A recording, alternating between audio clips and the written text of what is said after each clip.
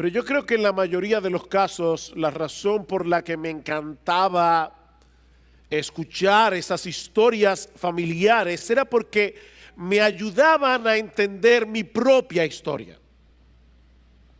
Aunque yo no lo veía tan claro en aquel momento cuando yo era niño, como puedo verlo ahora, esas historias me ayudaban a entender mejor de dónde vengo y en cierto modo por qué yo soy como soy o por qué soy lo que soy. Yo creo que es por eso que la mayoría de las personas sienten esa necesidad de escuchar su historia familiar, ¿no? Nos ayuda a colocarnos en una especie de mapa genealógico o genealógico. Pero eso cobra más relevancia aún cuando nosotros somos cristianos. Y eso por dos razones. En primer lugar, porque ahora nosotros sabemos que nuestro Dios es el Dios de la historia. Nuestro Dios es el Dios de la historia, de manera que al escuchar nuestra historia familiar, nosotros podemos ver a Dios llevando a cabo sus propósitos redentores, sus propósitos soberanos para traernos al lugar donde estamos en este momento. Pero en segundo lugar, porque nuestra historia va mucho más allá de lo que considerábamos nuestra historia hasta el momento de nuestra conversión. Ahora nosotros sabemos por las Escrituras que va más allá que de nuestros padres, de nuestros abuelos, de nuestros bisabuelos. Todos nosotros somos parte de una gran historia de redención que comenzó en el huerto del Edén, cuando Dios prometió un Salvador en el contexto de la caída de nuestros primeros padres. Una historia que se fue desarrollando a través de los siglos hasta la venida de nuestro Señor Jesucristo y hasta ese momento crucial y transformador en que nos encontramos con Él.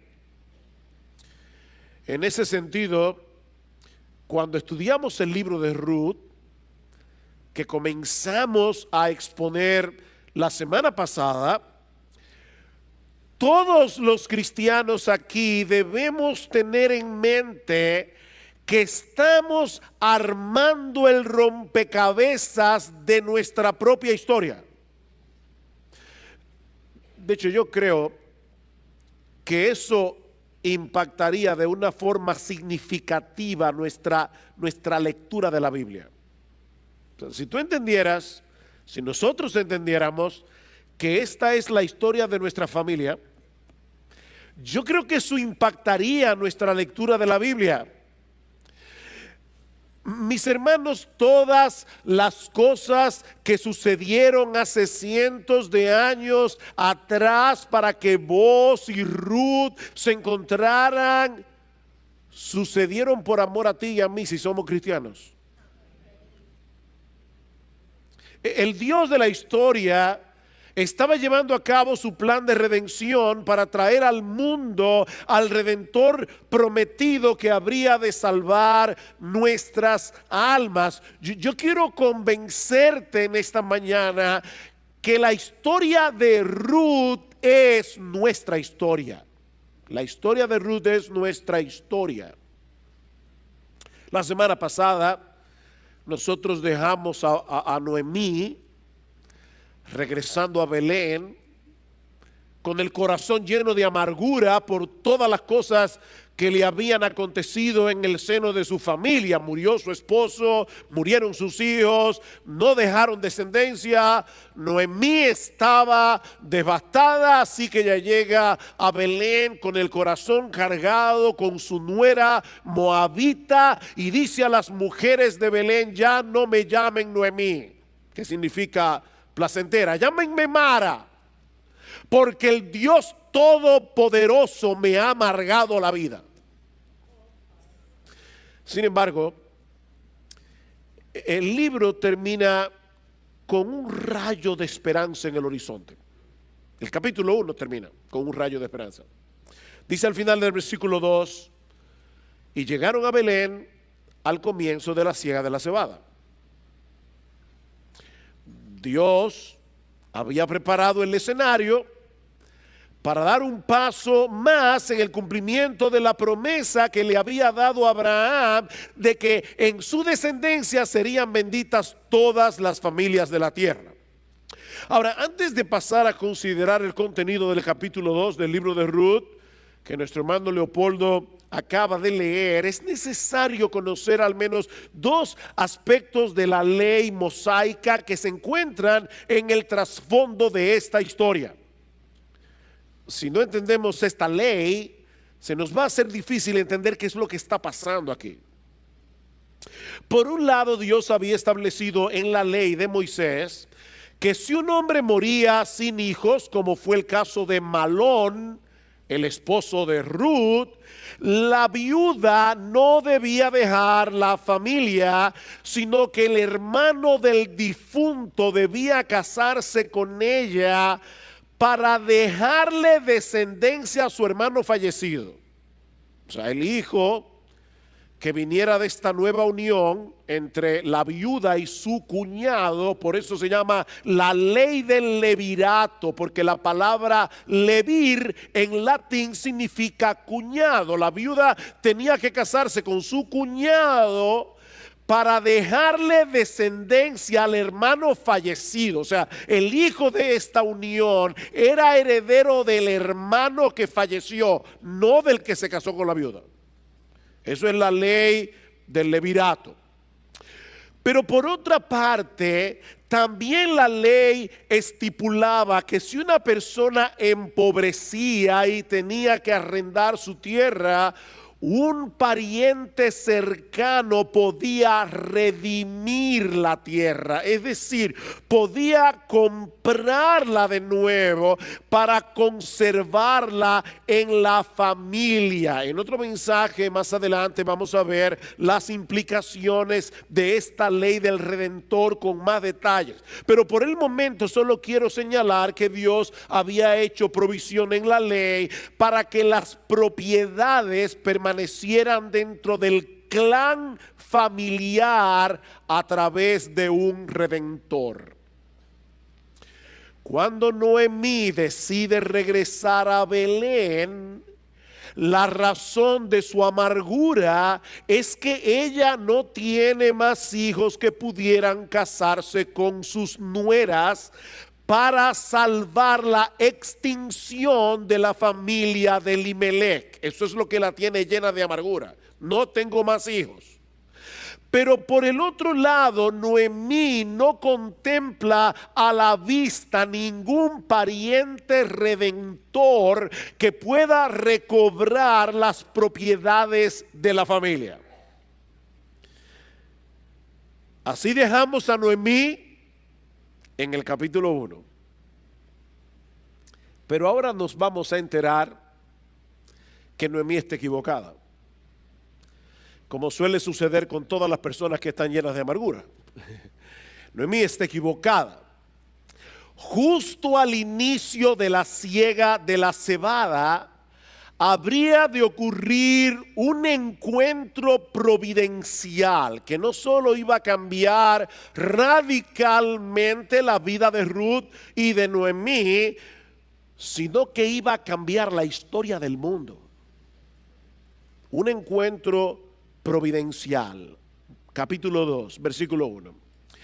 Y tenía Noemí un pariente de su marido, un hombre de mucha riqueza de la familia de Elimelech, el cual se llamaba Booz. No sé si notaron que el autor de la historia te dice dos veces que Booz era familia de Elimelech, era del clan de Elimelech, y por si lo pasaste por alto te lo vuelve a repetir en el versículo 3. Booz era de la familia de Elimelech, pero nos dice también que era un hombre de mucha riqueza, y la palabra hebrea que aparece allí se traduce en otro lugar como valeroso o poderoso. Es por eso que la Nueva Versión Internacional traduce esta frase diciendo que Booz era un hombre rico e influyente de la familia de Elimelech. Ahora, no olviden, mis hermanos y amigos que están aquí en esta mañana, que Ruth no había leído el libro de Ruth.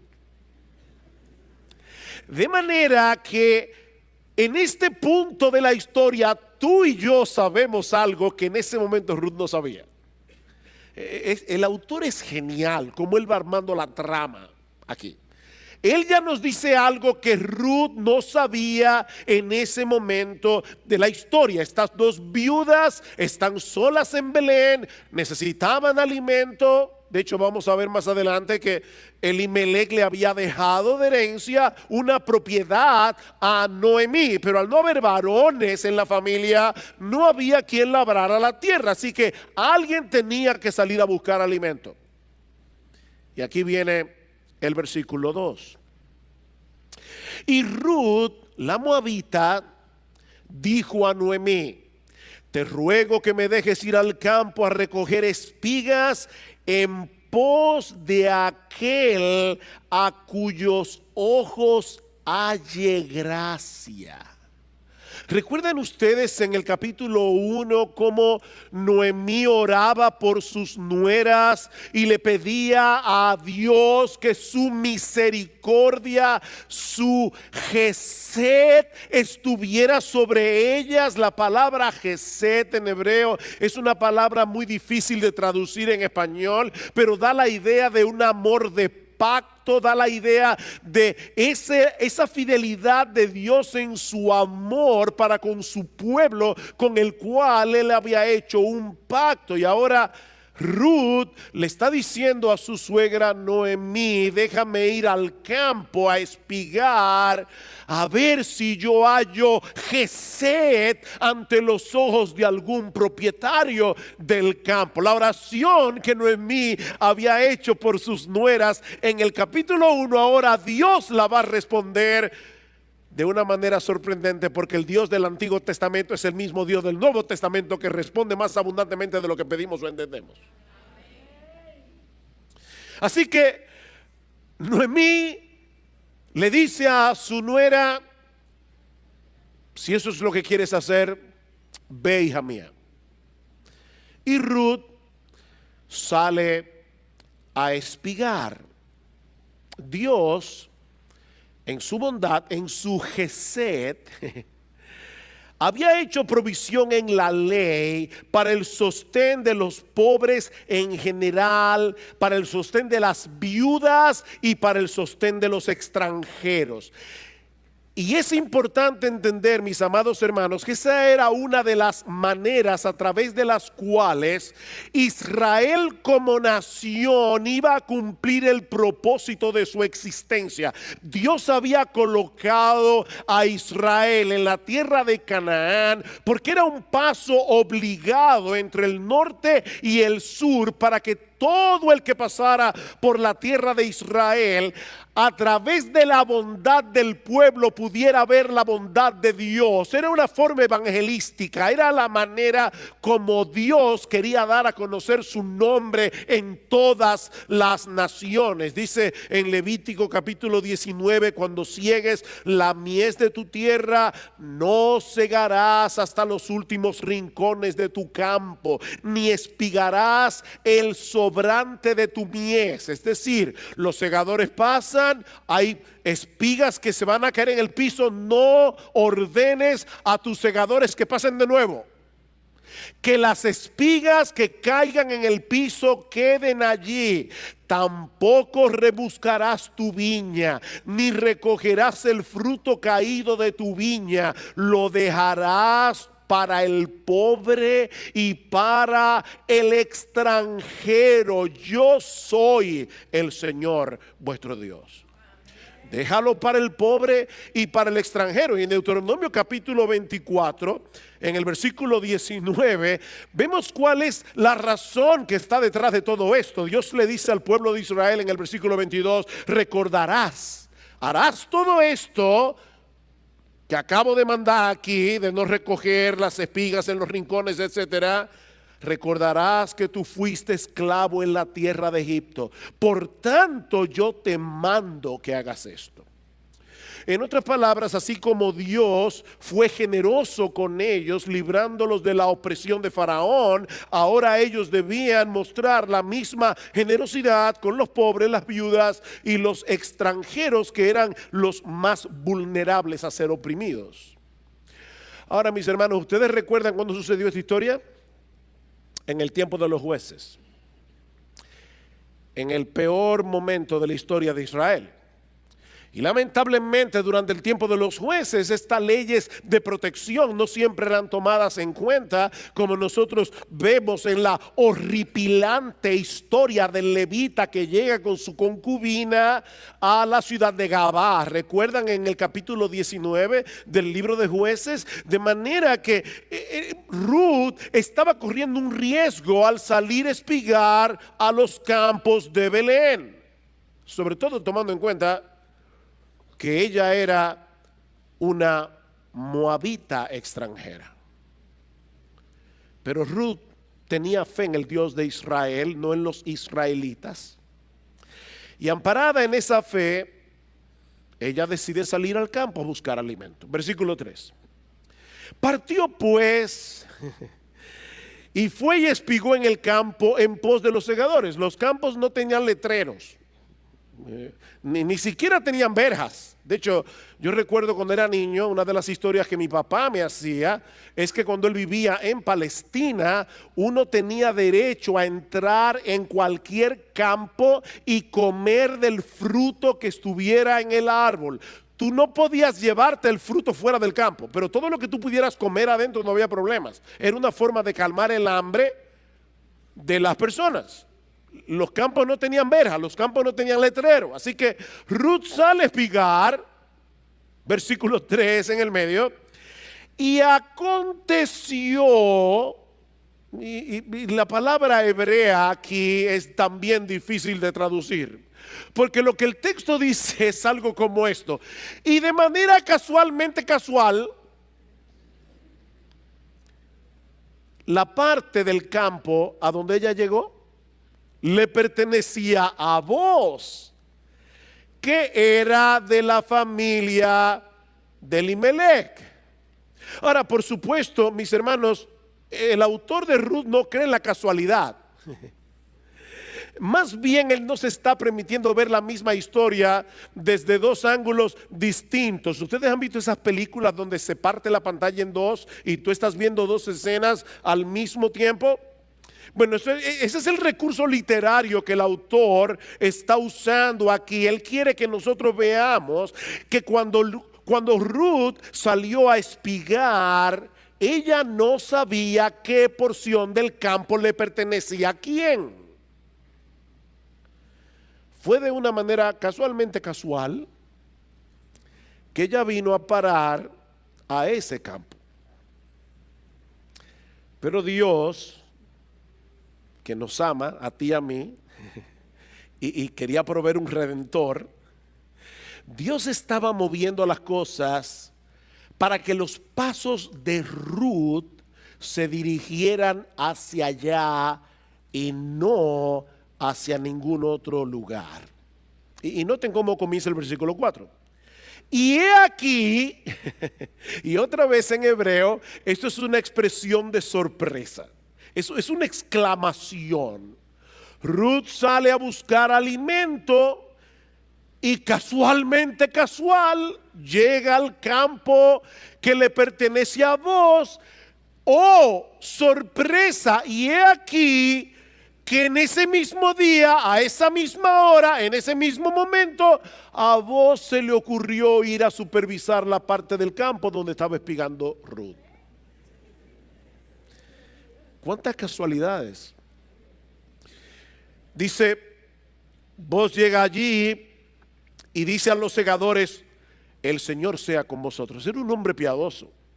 No era solamente un hombre rico e influyente. Boaz tenía una buena relación con sus empleados. Había una relación de afecto mutuo. Este hombre no tenía ínfulas de grandeza por el hecho de ser rico. Llega allí, pide una bendición por los segadores y oigan cómo ellos le responden: que el Señor te bendiga. ¿Qué relación? Él los bendice, ellos también a él. Pero entonces, versículo 5, Boaz se fija en Ruth. Entonces Boaz dijo a su siervo que estaba a cargo de los segadores: ¿Y de quién es esta joven?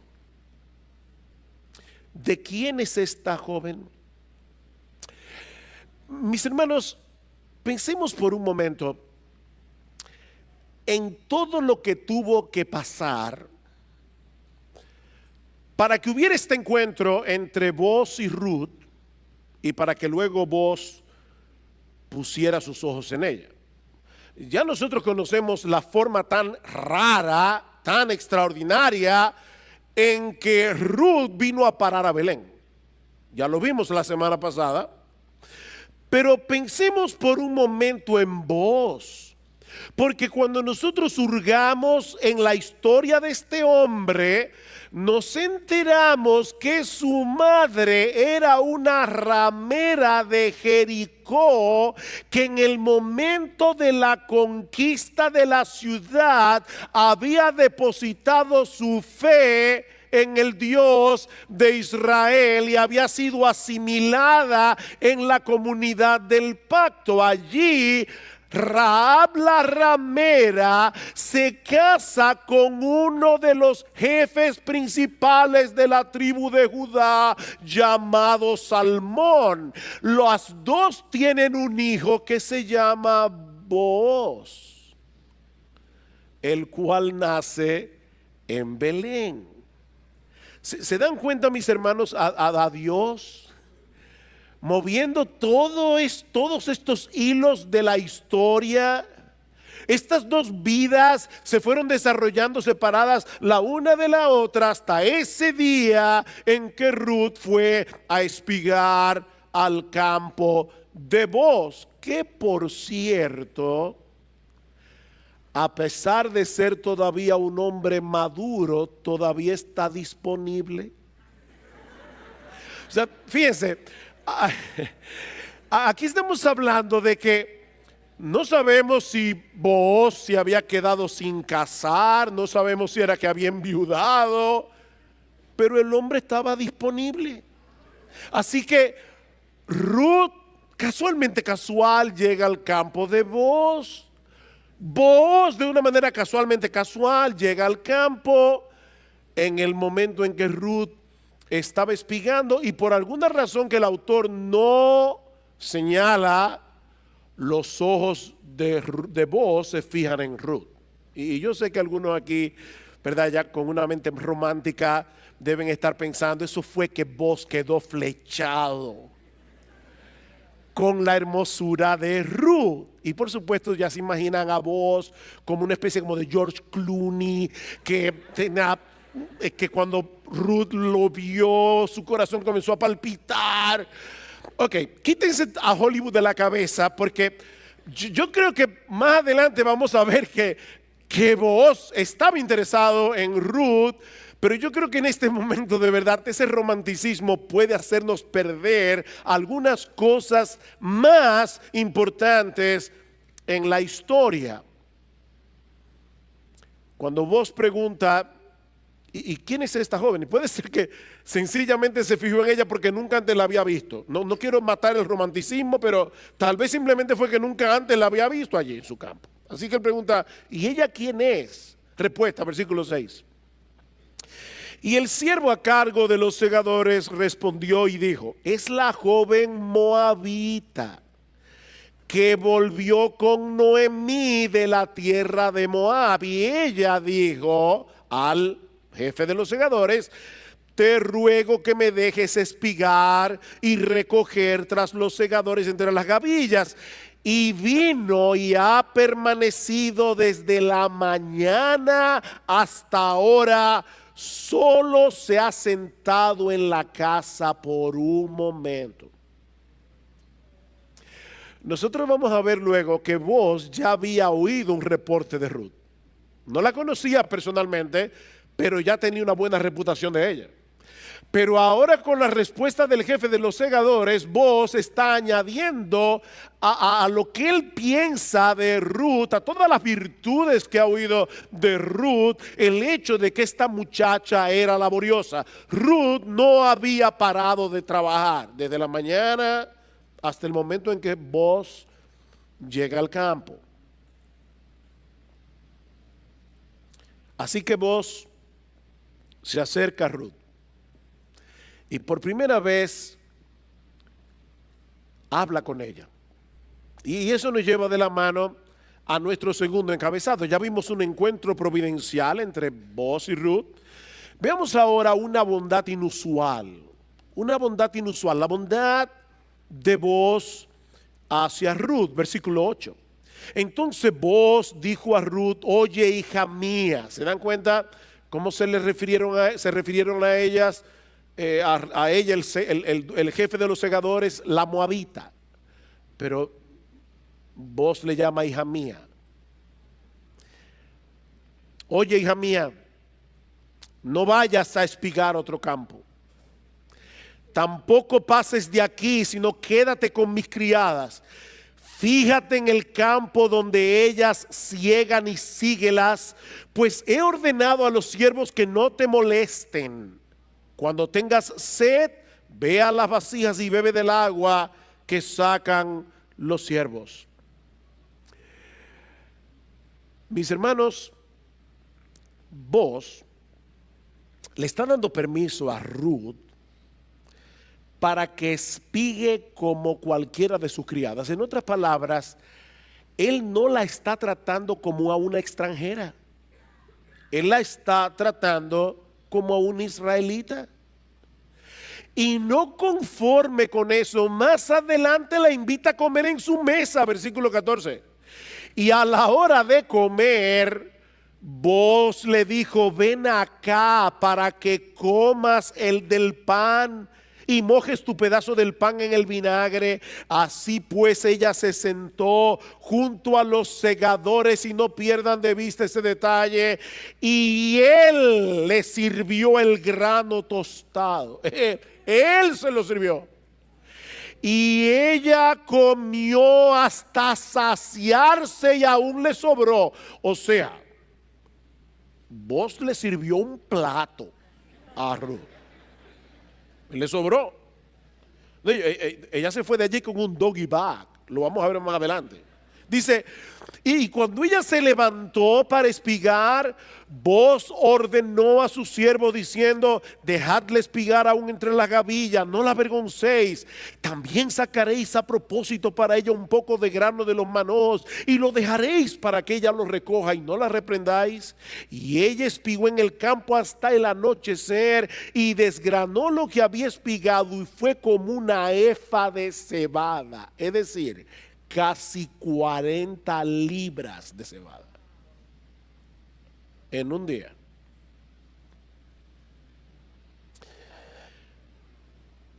Eso habla mucho de la diligencia de Ruth, pero también de la bondad de Booz.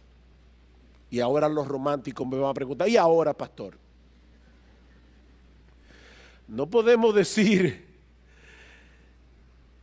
que este hombre está flechado. O sea, miren todo lo que él hace por ella. Le pide que se quede en su campo, él se lo pidió. Se asegura de que no sea maltratada, de que nadie la avergüence. La invita a comer en su mesa y le da una provisión súper abundante.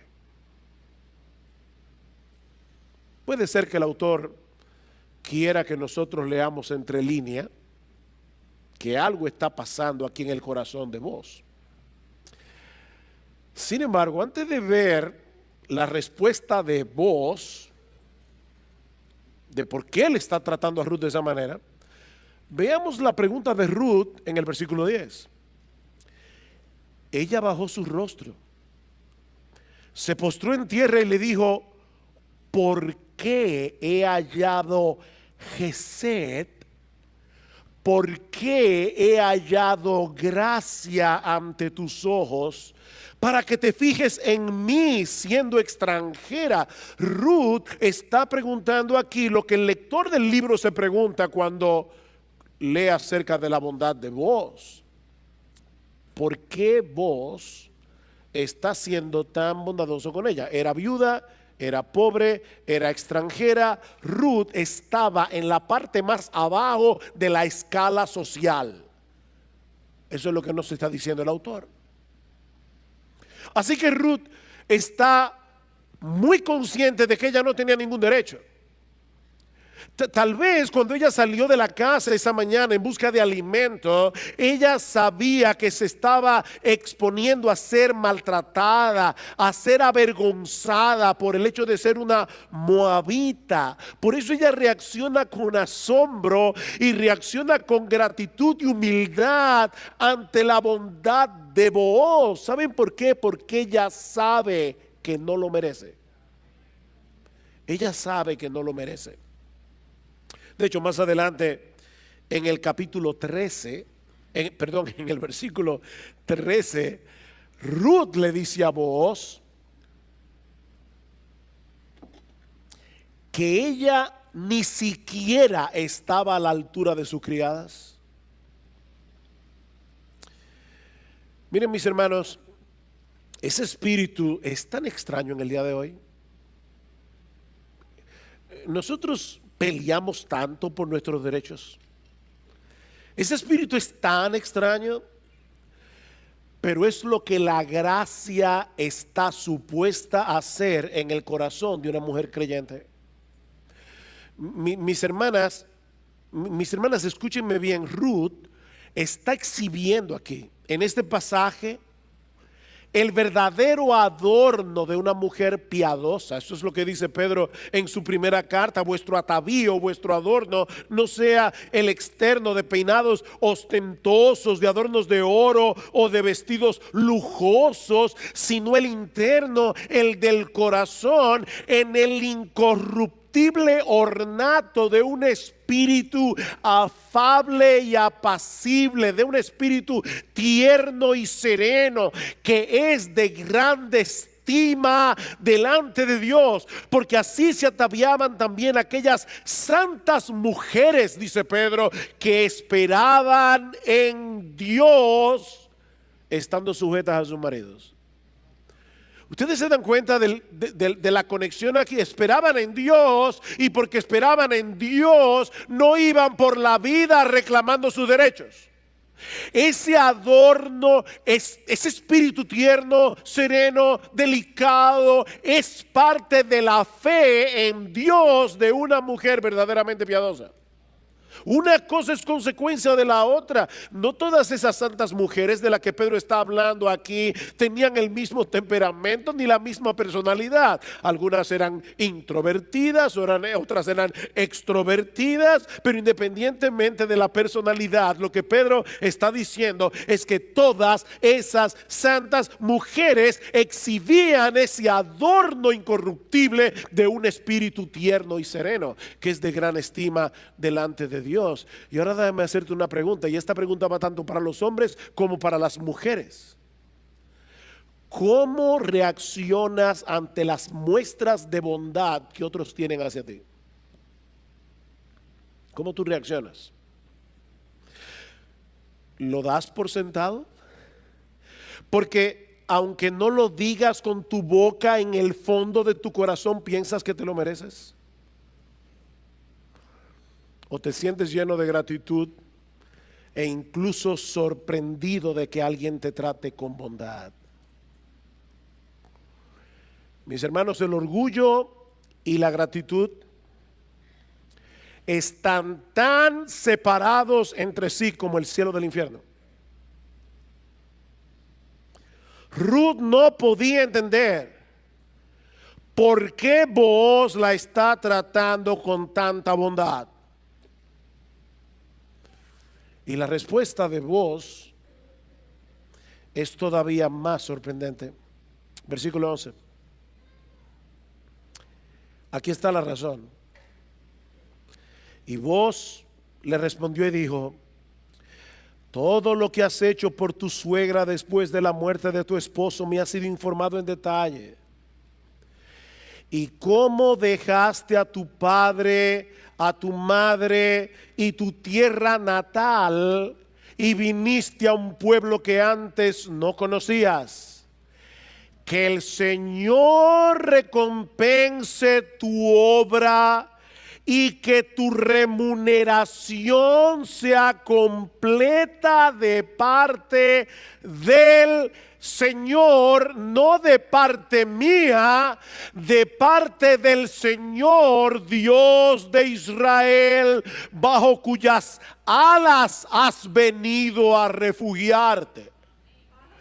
De alguna forma había llegado a oídos de Booz lo que Ruth había hecho por su suegra Noemí y cómo ella había decidido cortar radicalmente con su pasado religioso para venir a refugiarse bajo las alas del Dios de Israel. De manera, mis hermanos, y aquí está la clave, Booz se veía a sí mismo como un instrumento del Dios que es fiel a su pacto para con una moabita que había venido a refugiarse bajo la sombra de sus alas.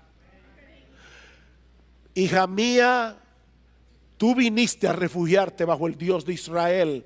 Yo solamente soy un instrumento de ese Dios para mostrarte su bondad para contigo.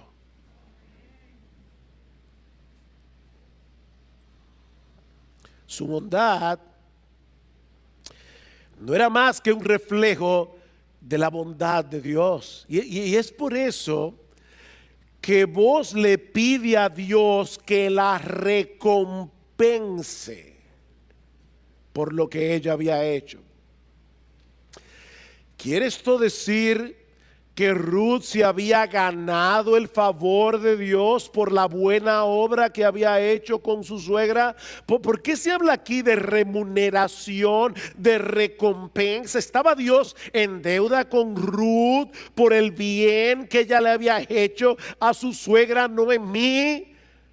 Por supuesto que no.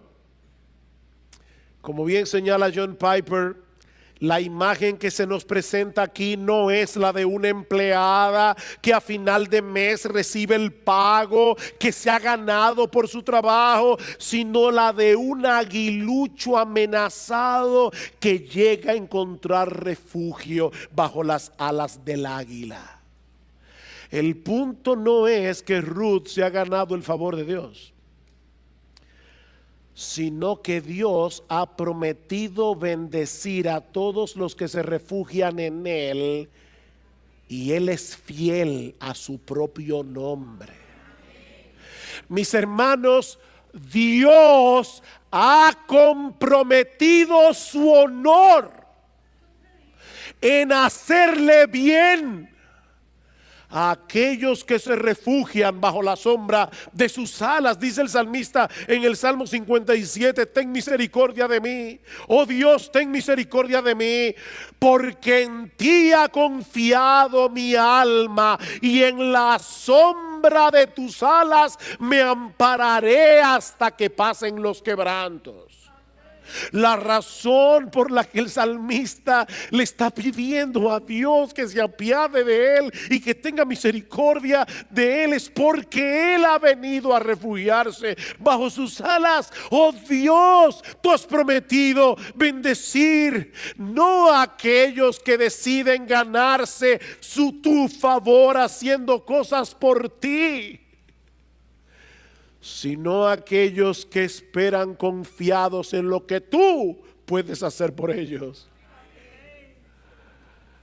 Oh Dios, por la gloria de tu nombre, ten misericordia de mí. Por eso dice el salmista en el Salmo 147 que el Señor no se complace en la fuerza del caballo ni en la agilidad del hombre. ¿Saben en quién Dios se complace? En aquellos que esperan en su misericordia. Dios ha comprometido su honor, Dios ha comprometido su nombre en bendecir a aquellos que han venido a refugiarse bajo la sombra de sus alas. Y Dios va a cumplir lo que Él ha prometido, porque Él es un Dios fiel. Ruth había sido capaz de dejar el refugio de su casa paterna en Moab. ¿Saben por qué? Porque había encontrado bajo las alas de Dios un refugio infinitamente mejor. Dime tú, mi amigo, ¿en qué tú te estás refugiando que te está impidiendo venir bajo las sombras de esa gran águila?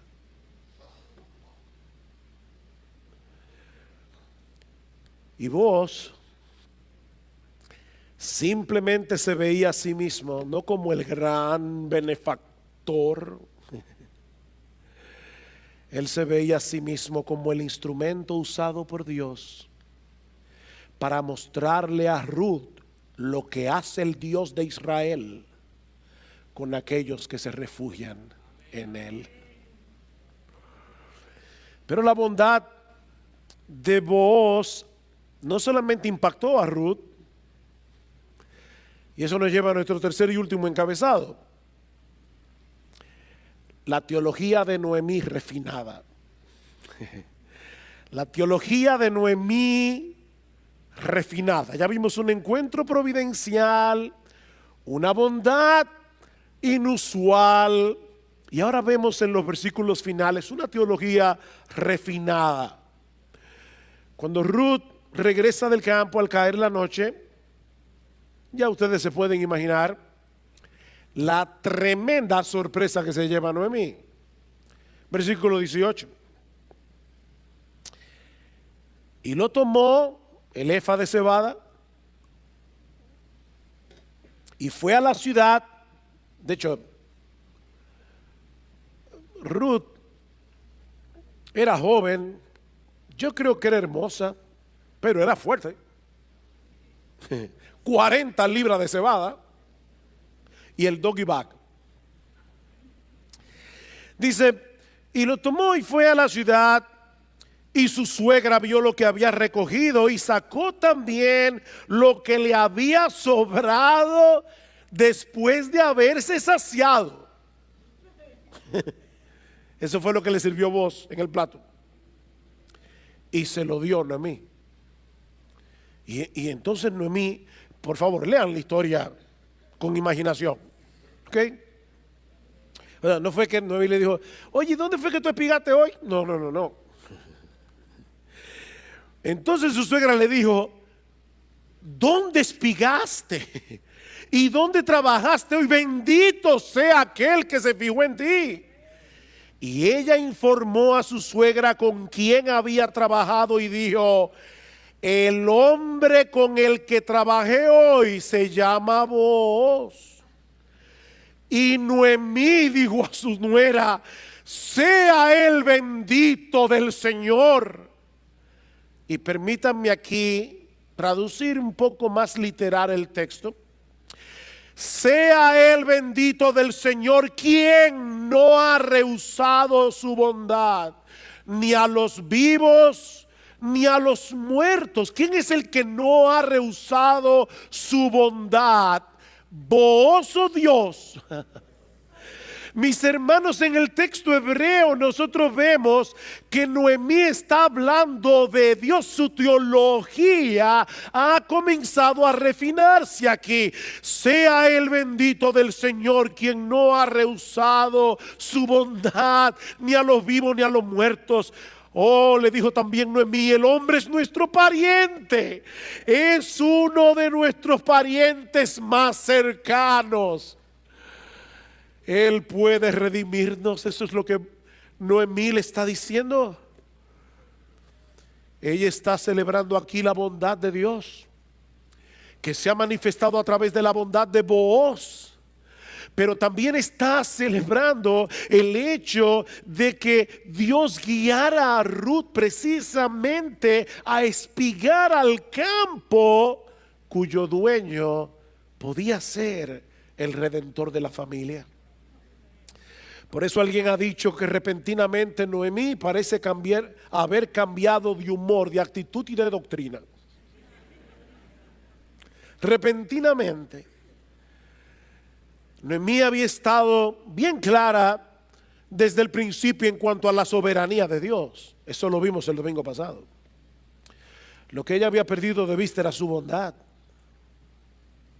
De hecho, la última vez que escuchamos a Noemí en el libro, ella está manifestando su amargura a las mujeres de Belén por la forma como Dios la había tratado. Y aun cuando Ruth le pide permiso para salir al campo a espigar, ella simplemente le dice: ve, hija mía. Ninguna palabra de bendición para su nuera. Noemí ni siquiera le pidió a Dios que la protegiera. Ve, hija mía. Pero cuando llegamos al versículo 19, todo ha cambiado. Todo ha cambiado. Noemí ha pasado de la desesperación a la esperanza. Noemí ha pasado de la queja a la gratitud. Ella está comenzando a ver lo que antes no veía, que ese Dios soberano que posee un control absoluto sobre todas las cosas que nos acontecen también es bueno, también es tierno, también es compasivo y misericordioso, de tal manera que podemos seguir confiando en Él en medio de sus providencias más oscuras. La amargura de Noemí está comenzando a convertirse en alabanza. Aunque ella todavía no puede prever el final de la historia, ella tiene razones para sospechar que en el corazón de Booz hay un interés no manifestado en Ruth. Versículo 21. Entonces Ruth la moabita dijo: además, él me dijo: debes estar cerca de mis siervos hasta que hayan terminado toda mi cosecha. Quédate aquí, hija mía.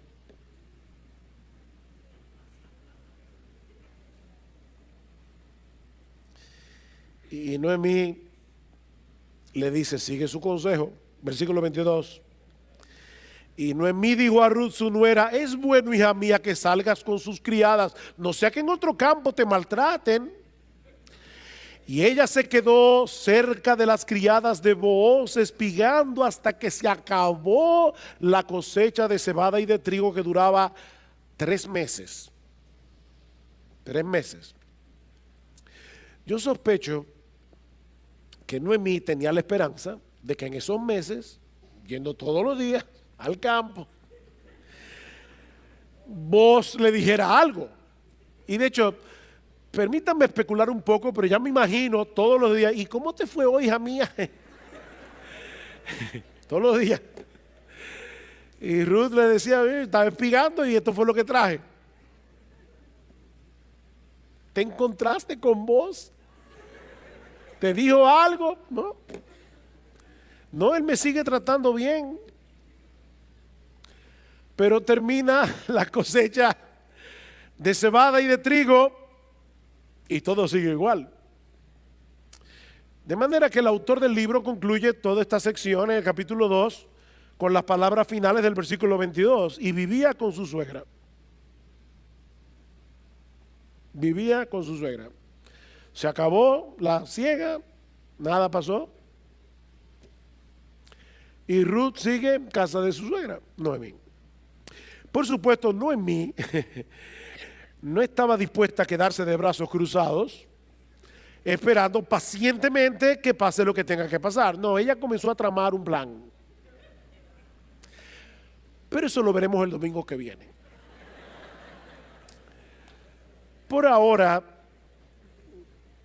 solo quiero dejar dos cosas en vuestras mentes antes de concluir. La primera, mis hermanos, y yo sé que esta historia es simpática, nos hace reír,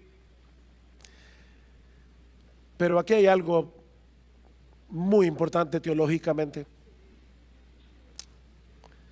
Mis hermanos, esta historia nos enseña la enorme importancia de estar apercibidos todo el tiempo de la bondad inmerecida de Dios en nuestras vidas. Fue por perder de vista la bondad de Dios que Noemí se llenó de amargura. Pero fue al percibir la bondad de Dios a través de este encuentro providencial entre Ruth y Booz que su amargura se convirtió en esperanza. De hecho, nosotros podemos llegar más lejos y decir que fue por la bondad de Dios que Booz fue bondadoso. Y fue por esa misma bondad que Ruth reaccionó con gratitud. Nuestra teología es defectuosa y aún blasfema cuando divorciamos la soberanía de Dios del amor de Dios. Cuando divorciamos la soberanía de Dios de la compasión de Dios, de la ternura de Dios, de la bondad de Dios. Es por eso, mis hermanos, que Satanás hará todo lo que esté a su alcance para que perdamos de vista la realidad de que nuestro Dios es bueno y de que para siempre es su misericordia. Ese es uno de los ataques más fieros del diablo contra su pueblo. Hacerles perder de vista la bondad de Dios. Así ha sido desde el huerto del Edén. Con que Dios os ha dicho: no comáis de ningún árbol. ¿Y sabes cómo el diablo hace eso? Por un lado, llevándonos a creer que somos merecedores de cosas que no merecemos. Llevándonos a creer que somos merecedores de cosas que no merecemos. ¿Saben para qué? Para que dejemos de valorar todo lo que Dios nos da sin merecerlo. Es de gracia, mis hermanos, todo lo que recibimos de la mano de Dios, y es únicamente porque estamos en Jesús. Es de gracia. No somos merecedores del favor de Dios. Pero por el otro lado, Satanás nos lleva a fijar la vista en las circunstancias difíciles de nuestras vidas para que lleguemos a perder de vista su amor redentor en Cristo. Y de ahí mi segunda aplicación en esta mañana. ¿Qué fue lo que transformó la teología de Noemí? ¿Qué fue lo que impactó a esta mujer? Ver la bondad de Dios a través de la provisión de un redentor bondadoso. A través de la provisión de un redentor bondadoso. ¿Y saben qué, mis hermanos? Nosotros tenemos en Cristo un redentor infinitamente mejor que el que Dios le proveyó a Ruth y a Noemí. Si vos fue el instrumento que Dios usó para bendecir a esta moabita y a su suegra. A esta moabita que había venido a refugiarse bajo las alas del Dios de Israel. Pero al final de cuentas esa bendición fue temporal. Esa bendición fue temporal. Mis hermanos, todos nosotros tenemos ahora un mejor entendimiento que Noemí, que Ruth y que Booz de lo que Dios estaba haciendo a través de esta historia. De hecho, todos nosotros tenemos ahora un mejor entendimiento que el autor del libro de Ruth, porque nosotros podemos ir al Nuevo Testamento y leer en el primer capítulo del Evangelio de Mateo y ver en la genealogía de nuestro Señor Jesucristo los nombres de Ruth, de Rahab la ramera, de Booz y de Obed, el hijo que tuvieron Ruth y Booz, padre de Isaí, padre del rey David. Nosotros podemos leer eso ahora en el Nuevo Testamento. El autor del libro de Ruth no podía. Oh, Dios estaba proveyendo un redentor que no solo nos iba a librar de la miseria eterna, sino que iba a restaurar, gradualmente en nosotros la imagen de Dios que se había perdido por causa del pecado. Y ahora nosotros podemos ver las aflicciones oscuras con otros ojos. Ahora podemos ver la bondad de Dios a través de las nubes oscuras, porque ahora nosotros sabemos que a los que aman a Dios todas las cosas les ayudan a bien. Esto es, a los que conforme a su propósito son llamados, porque a los que antes conoció también los predestinó para que fuesen hechos conformes a la imagen de su Hijo. Esa es la bondad de Dios. Esa es la bondad sobreabundante de Dios. El perdón de nuestros pecados, el don de la vida eterna, la relación con Él y el ser gradualmente conformados a la imagen hermosa de nuestro bendito, glorioso, exaltado, precioso Señor y Salvador Jesucristo. Eso es lo que Dios está haciendo contigo. Si tú has venido a refugiarte bajo la sombra de sus alas. Oh, si Noemí cambió su teología y probablemente saltó de gozo cuando vio la provisión de Booz y cuando oyó hablar de ese redentor. Oh, cuánto no deberíamos nosotros saltar de gozo ante el bendito redentor que tenemos en Cristo. Él es nuestro Booz y su provisión de gracia es infinitamente mucho más abundante. Mi amigo, si tú estás aquí en esta mañana y nunca has venido a refugiarte por la fe bajo las alas del Todopoderoso, yo te ruego,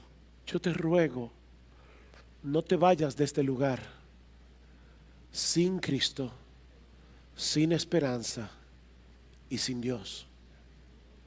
No te vayas de este lugar así. Arrepiéntete de tus pecados. Arrepiéntete de tus pecados. Confía en ese bendito redentor que Dios ha provisto para que todo aquel que en Él cree no se pierda.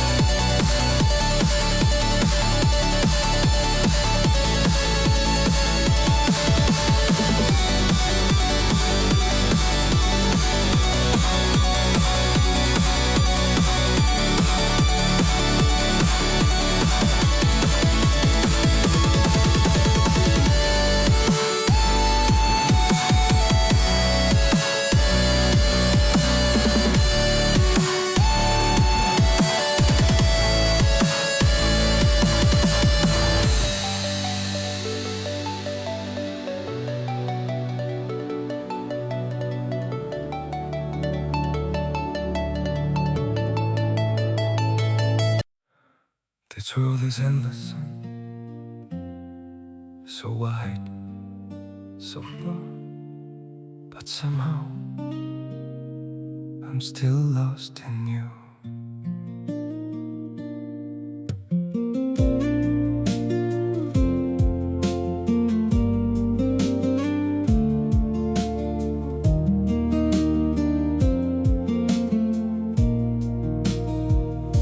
The streets are full of moving shadows, countless places I could go.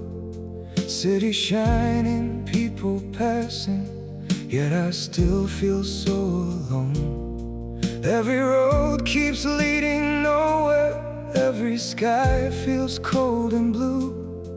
In this world so vast and open, I'm still lost in missing you. The world is wide, so wide before me, but I keep losing my way. Somewhere in the endless distance, your memory makes me stay.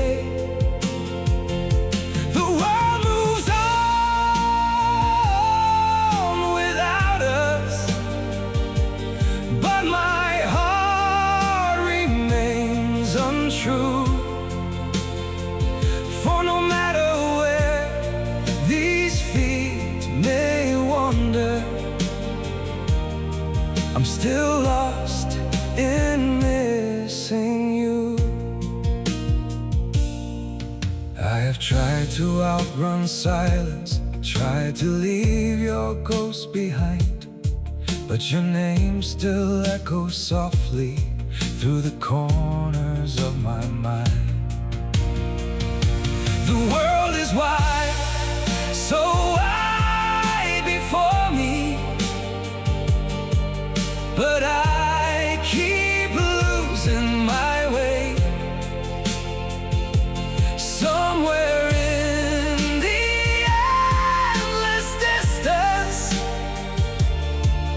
your memory makes me stay. The world moves on without us, but my heart remains untrue. For no matter where these feet may wander, I'm still lost in missing you. Maybe someday I'll stop searching for your face in every crowd, but until that day, this broken heart will keep calling your name out. The world is wide, so wide before me,